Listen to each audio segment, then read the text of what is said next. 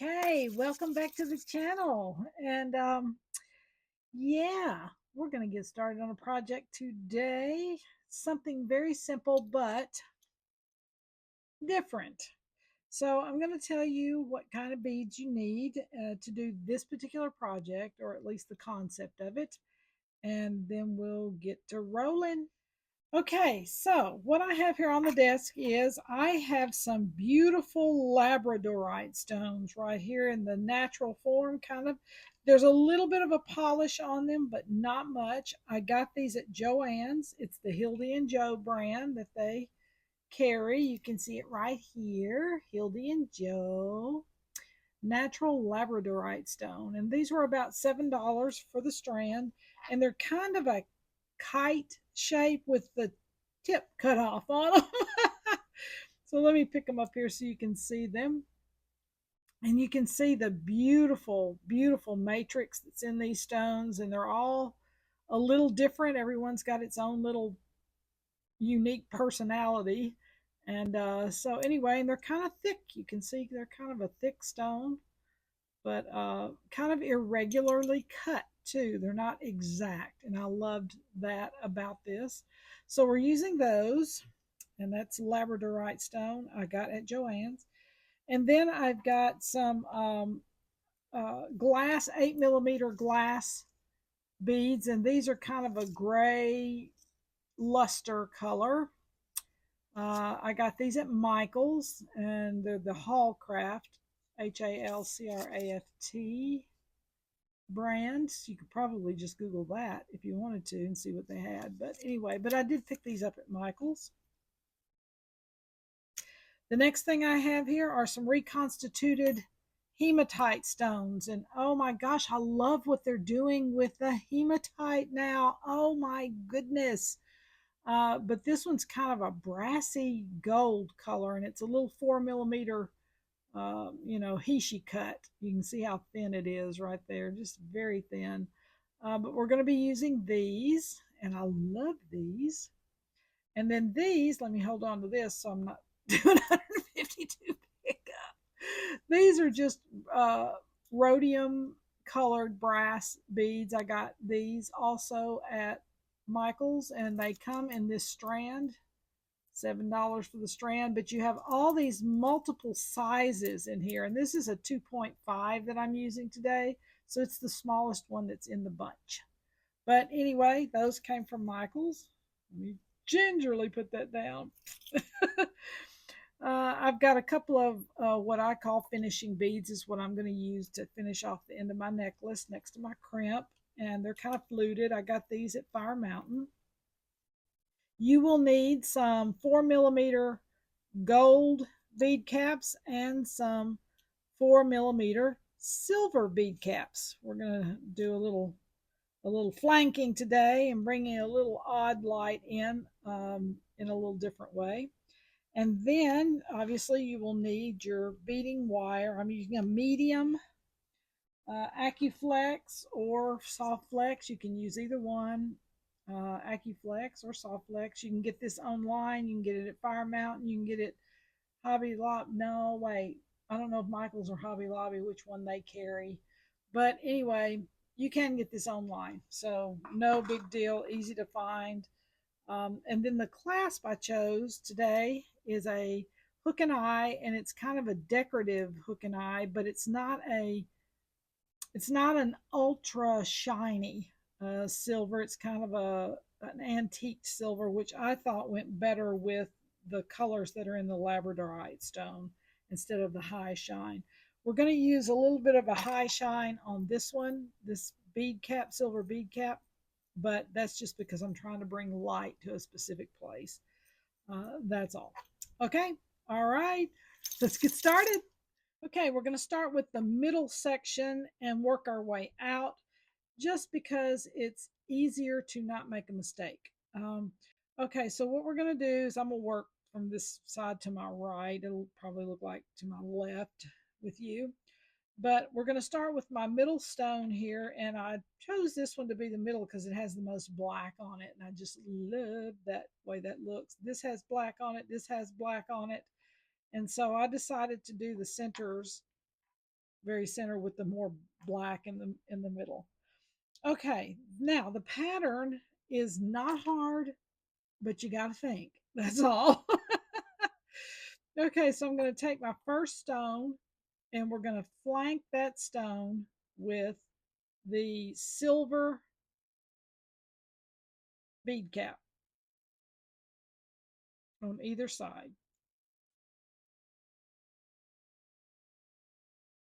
Get on there, baby. Don't be fussing. All right. And I've got the little clamp down here, so I'm not doing 152 pickup. So you've got your silver on either side. Now, what we're going to do here is we are going to not, we're not going to cap, um, do a traditional capping where you'd have two silver or two gold or two whatever. We're going to kind of alternate the colors. Okay, so you have the silver bead cap. Then right next to that, you're going to flank it with the gold hematite stone. Then the next one you're going to do is that little bitty 2.5 silvery colored one. Then you're going to use the gold bead cap and it's going to flank the next stone. Keep dropping these little guys. Okay, so this is what the pattern should look like right now. You've got the silver right next to the stone. Then you've got that gold hematite, a little tiny round silver bead, and then you've got a gold bead cap that's going to flank the next stone. Okay. It's down right here. Pick up the stone. And here we go. We got a silver because you're going to flank this one with the silver.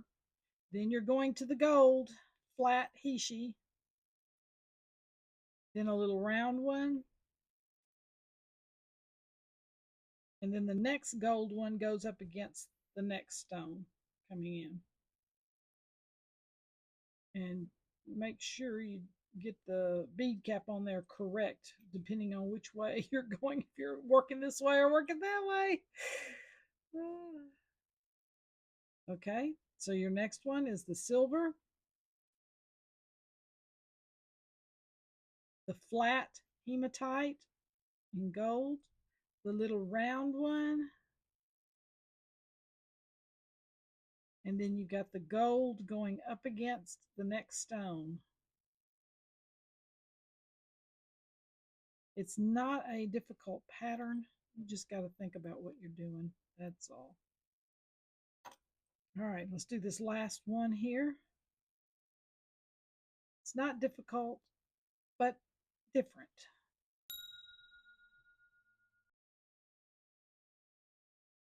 I experimented with this all different ways before I decided which one I liked, and came up with this one.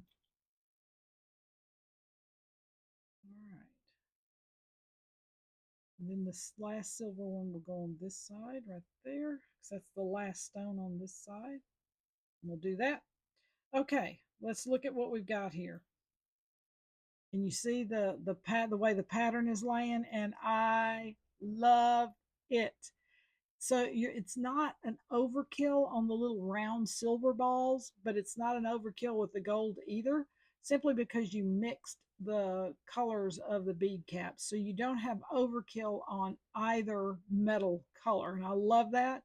The silver obviously brings out the gray and things in this, but that gold brings out a little bit of the green. I can see the green in there. I don't know if you can see it or not, but oh my goodness, I'm so excited about this. Okay, let's go to the next side. All right, working this way back, you're going to do the opposite. So you've got silver right there, the little bead cap. This is your center. Then you're going to do one of the gold hematite hishis because it's right next to that main stone right there. Then you're going to do the round, little bitty round, kind of rhodium colored thing. Then you're going to the gold bead cap. and it's going to flank this other stone. Hope I put that on there right. I did. Okay. You have to reverse the caps, and sometimes I forget. All right, so there's your middle stone, and there's where we're headed. And I love this. I'm loving the way it is looking. Oh my goodness. So I want to flank that one. And then we got another one of these. And then the little round rhodium colored metal bead. And then a gold. And the gold goes the other way because it's going to flank the upcoming bead. There we go. All right, I'm going to finish these three and then I'll be back. We've got the whole centerpiece done, and now we're going to start on these beads to finish up the top. Oh my goodness, y'all, I'm so excited about this. Okay, so we ended, just so we can see here, we ended the last piece of labradorite with a silver bead cap right there. Okay, then the next thing we are going to do is we're getting ready to start these other gray ones. So what I decided to do, I'm gonna go over here on this side and show you. Bam, right there. Okay, so what I decided to do is, I'm gonna pull it apart here so you can see. Okay, so here's your silver bead cap right there, next to the piece of labradorite, right there. Then I put on a gold bead cap, and I put it right up next to that silver right there. I added my glass bead right there. Then I put another gold on top of that. And you're going, well, why didn't I do the silver? Because it's gray. You can do the silver. That is a design choice. But I knew that I was going to be adding this little tiny platinum colored bead in between these two. And I didn't want too much silver and I didn't want the gold to take over. That's the reason why I didn't use the gold hematite up here, because it would have taken over color wise in here and it would have looked more gold. I want it to look like it's a mixture of the gold, a blend of the gold and silver. So I'm capping the glass beads with gold, adding my little platinum guy in there, another gold, the glass bead, a gold, and the platinum. Okay, so this is the pattern right here. So we're flanking all of the little round glass beads with gold bead caps, and we're adding the platinum silver one in between each one. So that's where we're headed. So I'll kind of do one or two here just to get you started. And, oops, yep, that's right. That's the correct way. There's my gold cap, my glass bead, another gold cap, and this is going to make it a beautiful finish off, and it's going to let it breathe all the way up. You've got air in between here because of the way we did, but not too much air, but you got some air in between each one of these stones here, just enough that they don't hit each other and crumple up on each other, and they're not too far apart either. So they're spaced where there's just a little air in between them. And then these beads are going to be spaced with about the same amount of air that you put in between these. So the visual of the way it breathes and looks, the visual will go all the way up.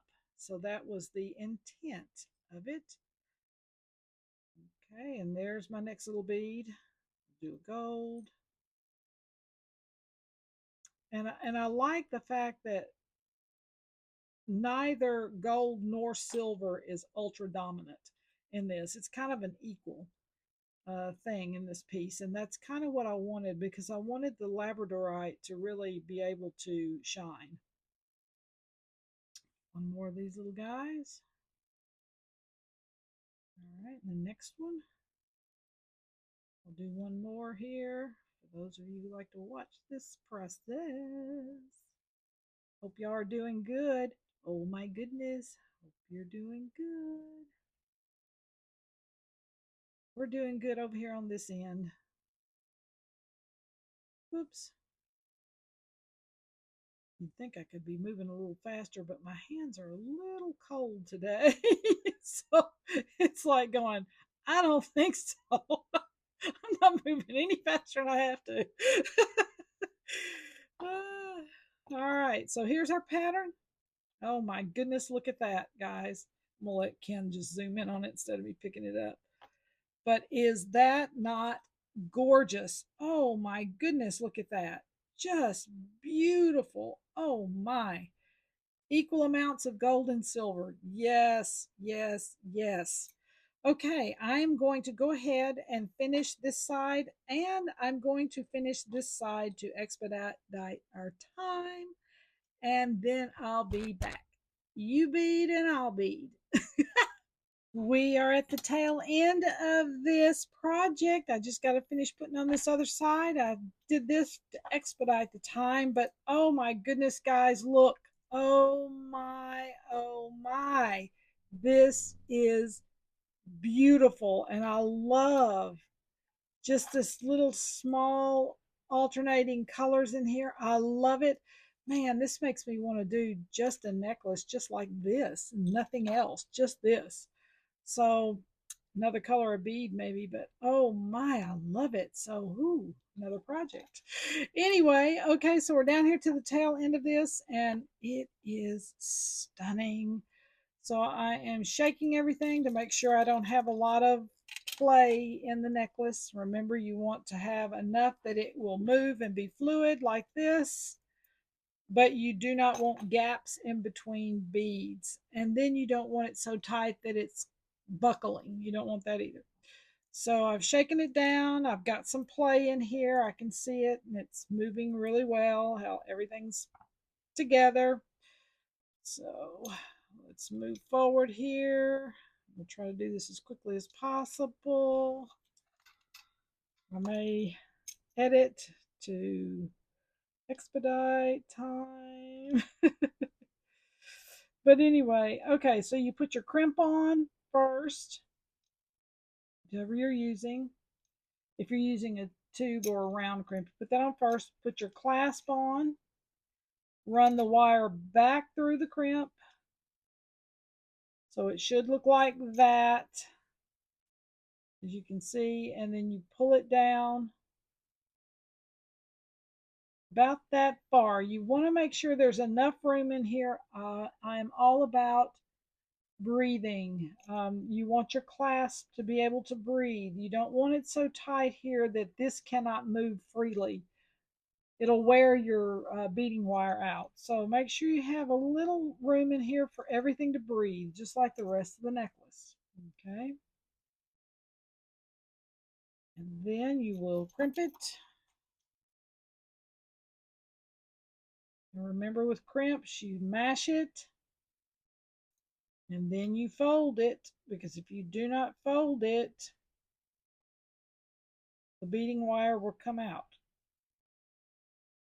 And I do have tutorials on my Shopify store at theartisandcompany.com. I do have tutorials on how to do all of this. It's a 5.5 hour video series, and doing basic things, but you will come out with 3 different sets: bracelet, necklace, and earrings of 3 different sets if you choose to do that. But it is online at my Shopify store. All right, I'm gonna run this beading wire back through here. I'm gonna edit to expedite time. Okay, we are done with this project, and oh my goodness, y'all, look at this beautiful, beautiful clasp at the top. Oh my goodness, it's perfect with this style and everything that's going on, because you got the little beads right there on the clasp, which picks up all the little beads right in here. It's just stunning. Oh my, I'm so excited about this.